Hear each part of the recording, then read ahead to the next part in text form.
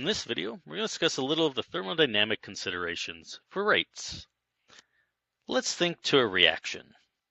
So we have energy over on the left, we have some starting material, and we have some product. Previously, we've thought of things like enthalpy, the delta H of a reaction. The difference between the starting material and the products will tell you whether you have a positive or negative enthalpy, whether it's exothermic or endothermic, how great the heat change would be. This is based on the starting position and the ending position. Delta H is a state function. It doesn't care how your molecules get from start to end. It only cares what they were to begin with and what they were when they ended. We can expand this graph a little and talk about reaction path, which is a generally nebulous term that lets us just say, hey, something has to happen as we go from starting material to product. Things have to change. Well, what has to change? We have molecules that need to have their bonds broken, and then new molecules that need to have bonds formed in order to make that molecule from the free atoms. Except it's not really always free atoms. That was one way we could think about it. We could break all the molecules apart into the different atoms, have those atoms then recombine into whatever specific pattern we want. Reality is what will happen is most of the molecule stays intact and some change happens. So what's going on here, and especially what's important about this point? Let's imagine a reaction here where I have a carbon, and on that carbon is X, going off and down is Y, and coming out at us is Z.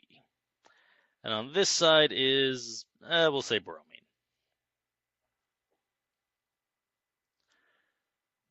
Well, there's a reaction that just so happens to let hydroxide ion attack this carbon. So if we were trying to write this reaction, we'd have something like sodium hydroxide aqueous plus CXYZBr. What's it going to turn into? Well, when the hydroxide attacks the carbon, carbon can't have more than 4 bonds, so it's going to push off the bromine. Bromine's a leaving group. And what you'd end up with is sodium and a bromide, as it took the electrons with it when it leaves.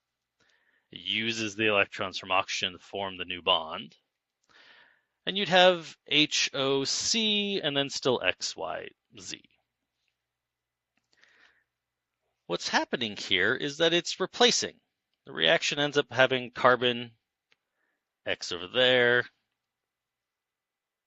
Y still away, Z still down and towards us.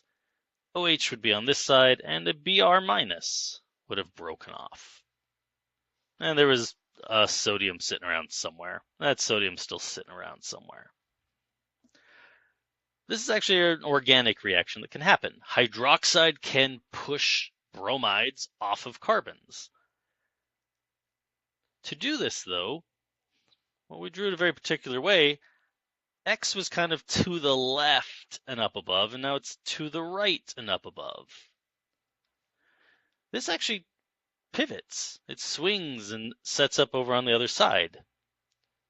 It has to get spun around the carbon. In fact, that's how the bromine is getting pushed off. The lone pair of electrons from the hydroxide is bonding to the carbon. It's taking away the orbital that the bromine was involved in. But if you remember your tetrahedral geometries from 161, we can't just have the OH stuck on this side. It'd be too close to the X, the Y, and the Z. They need to be 109 degrees apart. So the X and the Z and the Y all have to spin, or at least get pushed across to the other side. In fact, as they get close to that bromine, that's part of what pushes the bromine off. Well, you can imagine that at any given moment, these are part way to all the way on the other side. And so they can start way over here on the left. As that hydroxide comes in, though, you can be somewhere in the middle where they've moved part way, but not all the way. And so, yay, here's where it finishes. Here's where it starts. But here's the middle. And it doesn't necessarily have to be the middle, but what's important is there's a transition position. There's a point where you are transitioning to product. That's actually what this green point represents. Because if we try to think what this molecule would look like while it's transitioning over to product, it's going to have an X up. The Y will, instead of be here, will have swung a little bit and be here. The Z, instead of being way out here, will have swung a little bit and effectively just be right there. The bromine bond will have started to break. Bromine will have started getting pushed away, but the electrons haven't fully separated. And the hydroxide, its electrons have begun to attach onto the carbon. But they're still transitioning. It's still too far away. It hasn't gotten all the way into its ideal bond length. So this is still heading this way. This is still heading that way. These are still heading this way. But we haven't finished yet. And this shape is not stable. We don't see carbon with 5 things around it. Trigonal bipyramidal structure. So this is not stable. So this isn't a very stable shape. In fact, you'd never get it to stay here. But you can push it through that shape on the way to product. And that is what a transition state represents. This is the highest energy deformation of the molecule in the process of going from starting material to product. If you don't hit hard enough, then you may never succeed at getting past. You might have gotten your X part way here, but then it fell back. Imagine rolling something part way up a hill, and then it rolls back at you. If you give it enough force, you might go all the way over the hill. But if you fail to give it enough force, you'll go part way up, and then it will return to where it was. Part way up and come back. You got to go over that hurdle before it'll go down the other side. All reactions take some energy to get going. Even burning methane, natural gas in your stove, you've got to spark it. It doesn't just burn at room temp without something to initiate. Once it gives off some heat, that's enough to actually warm the next molecule and make it start to burn, but something had to begin it. And this is true for every reaction. There is some climb, some hurdle we must get over, and we call this difference the activation energy. If you didn't have some hurdle, then your molecules would have already become products. Any random motion would have moved them in that direction. If you'd had a graph that had starting materials and products and it just went straight down, any molecule would have just done that. You'd never have stable starting materials. You need a little hurdle so that as they gain energy from random motions, they might not get over and they'll stay starting material. The greater that activation energy, the more difficult it is for a molecule to have enough energy to proceed through the reaction. And so activation energy actually plays a big role in the rate. Your delta H doesn't. Delta H may tell you the difference between your starting material and product, but it tells you nothing about how hard it is to become the product. The activation energy does. So our rates are not dependent on the enthalpy change. They're dependent on the activation energy. How does that play out into things? Well, look at a bigger graph. I've got my energy, starting material, and product again. Well, we say a molecule has so much energy, but then there's heat around as well. There's bond potential energy, and then there's kinetic energy and things of its motion. And so while some molecules are effectively right at the presumed delta H, there's plenty of molecules that have some kinetic energy and are a little bit higher in energy. My favorite graph in all of chemistry details this as energy in percent. For any bulk material, there's a distribution of how many particles have what amount of energy.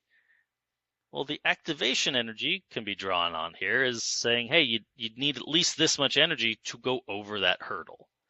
And so there would be this much activation energy.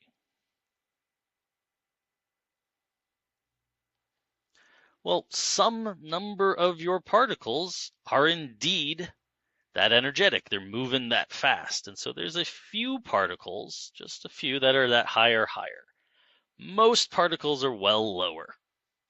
But a few are higher, and every once in a while they'll impact at the right angle, at the right molecule, at just the right distances, that these can indeed proceed to products, and they'll flow down and become products. Now that part is a little bit less immediate, obviously, but we actually were drawing that here. The hydroxide had to hit from the opposite side of the bromine in this reaction. Those X's and Y's had to lean over to the other side. That wasn't just because of how I drew it. That is actually what is necessary for this particular reaction. If your hydroxide had struck from some other angle, it would have just bounced off. It wouldn't have been able to successfully push things in the right directions and dislodge that bromide. There's actually a very narrow range of attack that hydroxide has to hit. So reactions aren't just about the energy, they're also about the random chance of hitting at the right angles between your molecules. Especially as molecules are spinning and rotating and everything, there's actually not too many of the collisions that are lined up correctly. So there's several different factors that go in. There's the necessary energy to move all the things. There's the impact necessary to push them in the correct directions to go through this path. And then we can adjust this a little bit. Because what is a hotter temp? Well, if we look at the graph like that, when we're hotter, more of our molecules have higher energy. There's this extra bit here that we didn't have before. It just means that some of these molecules are pushed up to higher temps, they have higher energies, and as a result, a few more are actually passed, which makes it all the easier for them to come over and become products. Why does our rate tend to increase as our temperature increases? Because more of our particles have enough kinetic energy to exceed the activation energy. They're also moving a little faster. The number of collisions may increase, increasing the chance that you hit a correct one. And so that plays in a little bit as well. But the large factor is just more particles have the needed energy. Plenty of collisions happen at the right angle, but it's from a particle too slow to successfully rearrange all the other atoms. So here's the idea of what it takes to make a reaction actually occur and some of the complicating factors. How we can use this to then determine rate constants we'll address in our next video with the Arrhenius equation.